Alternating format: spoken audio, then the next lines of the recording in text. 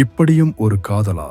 பள்ளி மாணவ மாணவிகளுக்கு வாழ்க்கை என்றால் என்னவென்றே தெரியாது நிலையில் அவர்கள் காதலிக்கிறார்கள்.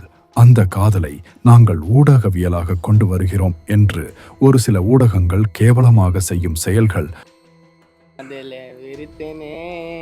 அழகான ராட்சசினி என் காதல ஏத்துக்கோ, ஓ முடிவை நீ மாத்திக்கோ, என்னை நம்பி வாடி செல்லம் மனசார, நம்ம காதல் கை கூடுமா ஒன்று சேர. நாட்டில் எத்தனையோ பிரச்சனைகள் உருவாகி கொண்டிருக்க பணத்திற்காக அவசியமில்லா விஷயங்களை ட்ரெண்டாகும் ஊடகங்கள். உண்மையை கொண்டு வர வேண்டும் என்பதற்காக ஊடகவியலில் உயிரிழந்தவர்கள் எவ்வளவோ இருக்க பணம் மட்டும்தான் முக்கியம் என்று ஏதோ ஒன்றின் மீது தெரியும் ஈக்களை போல மொய்க்கும் ஊடகங்கள் என்ன நடக்கிறது பார்க்கலாம்.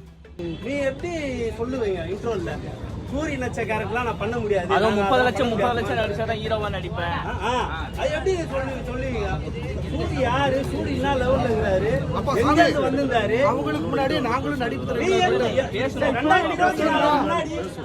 தற்போது இருக்கும் ஊடகம் என்பது எந்தவித அறக்கோடுகளும் இல்லாமல் பணம் மட்டும்தான் நோக்கம் என்று ஓடிக்கொண்டிருக்கின்றனர். அப்படி ஓட்டத்தில் புதிதாக கலந்துள்ள ஊடகம் தான் இது. ஒரு கானா சார் எனக்காக அவனை பார்த்து ஒரு கானா சாங். முகத்தை பார்த்துதா என் காலத்தை கழிச்சிடணும், நீ ஒரு பிறவிலோ நம்ம ஒரு சந்தோஷம் அறிஞ்சிடணும். வாழ்க்கை என்னவென்று தெரியாத இந்த சிறுவன் மற்றும் சிறுமியை சேர்த்து நேர்காணல் ஒன்றை இந்த ஊடகம் எடுத்துள்ளது. சுமையா என்னப்பா பண்றாங்க? சுமையா லவ் பண்றேன் அப்படின்னு நம்ம சொல்ல முடியல வெளியே. கூட போன அந்த மாதிரி தான் சரி, அந்த பொண்ணை எப்படி சொல்லி ஓகே வாங்கணும் நீ ஃபர்ஸ்ட்?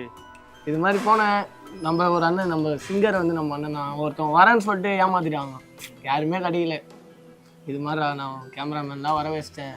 திருவள்ளூர்லேருந்து திருச்சியோ திருவள்ளூர் ஏதோ ஒரு ஊர் சொன்னாங்க, அங்கேருந்து வர வச்சிட்டேன்டா. பொண்ணுக்கு ஃபோன் பண்ணால் எடுக்க மாட்டேன். பொண்ணு ஆளை கேட்டுப்பாடா, நான் ஷூட்டு போய்டும் அப்படின்னாரு.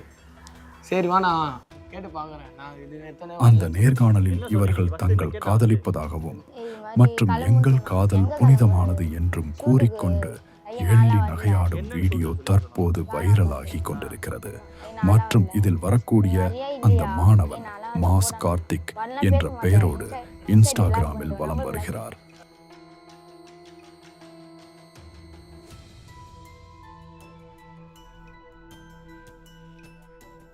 இவர் செய்த ஒரு வீடியோ கேலி மற்றும் கிண்டல் என்ற பொதுவில் பிரபலம் ஆகியது. தற்போது இன்னொரு மாணவியையும் சேர்த்துக்கொண்டு நாங்கள் காதலிக்கிறோம் என்று இது போன்ற வீடியோக்கள் செய்வது அரசாங்கத்தின் கண்களுக்கு தெரியுமா அல்லது தெரியாதா? ஓகே நான் படி சொல்றாங்க, 2 பேரும் நல்லா படிச்சு முடியுங்கன்றாங்க. சரி, வீட்டில் என்ன? வீட்டில் எத்தனை பேர் இருக்காங்க? வீட்டில் என்னென்ன பண்ணுறாங்க? வீட்டில் அம்மா, தங்கச்சி, நான். என்ன பண்ணுறாங்க? அம்மா என்ன பண்ணுறாங்க? அம்மா கம்பெனியில் ஒர்க் பண்ணுறாங்க. நீ தங்கச்சி எத்தனை படிக்கிறாங்க இப்போ? தங்கச்சி 7th. ஃபர்ஸ்ட் இவங்க எதிர்க்க நின்றுதான் எனக்கு சிரிப்பு தான் வருது.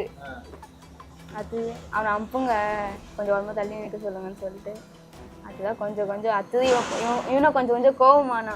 அந்த தூக்குற சீன்லாம் வரும்போதா? அப்படியா? என்ன சொன்னா வந்துட்டு? அத்தை ஷூட்லாம் முடிச்சுட்ட பேரு போகும்போது கோவமா பேசின. இது மட்டுமல்லாது இதில் இருக்கக்கூடிய கார்த்திக் என்ற நபர் சில மாதங்களுக்கு முன்பு போதையில் நண்பர்களிடம் தகராறு செய்து அடி வாங்கிய வீடியோவும் இப்போது வரை வைரலாகவே இருக்கிறது.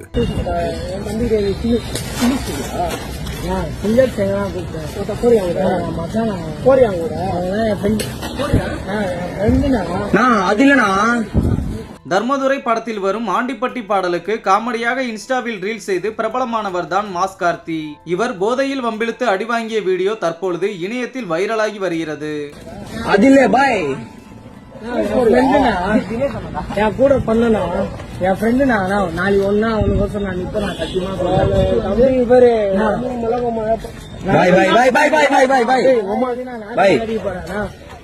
எனக்கு ஒன்னா நீ வந்து நிக்க மாட்டியா? சத்தியமா சொல்றேன். போதை அடிக்க சொன்னாரு, போதை சுத்தி வந்து சண்டை அடிக்க சொன்னா. சத்தியமா சொல்றேன், அவங்க சும்மா ஜாலி தானா பேசினேன்.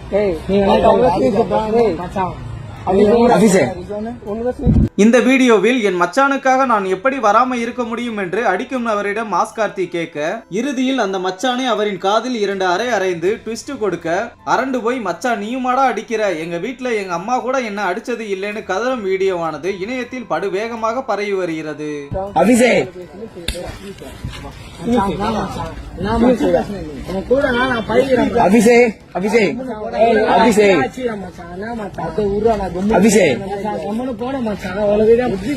கால கூட மணி போகுந்தா மச்சான்.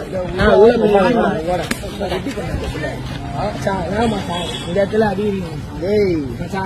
யாருமே ஆச்சரியம் மாட்டாங்க. எங்க அப்பாவோட ஆச்சரியம் மாட்டாங்க. எப்படி இவ்வளவு போதில் எங்க அப்பாவோட அந்த இடத்துல ஏறாங்க. எத்தனையோ தலைவர்களை நேர்காணல் எடுத்து அதை எவ்வளவோ வெகு விமர்சையாக கொண்டாடப்பட்ட இதே ஊடகங்களில்தான் இப்படிப்பட்ட நேர்காணல்களும் நடக்கிறது. இது இப்படியே தொடர்ந்தால் ஊடகவியல் என்ற துறைக்கு இருக்கக்கூடிய மரியாதையும் இல்லாமல் போய்விடுமோ? இது மாதிரியான விஷயங்களில் இருந்து ஊடகங்களை நகர்த்தி கொண்டு வருவோம். மாற்றம் நம்மில் இருந்தே தொடங்கட்டும்.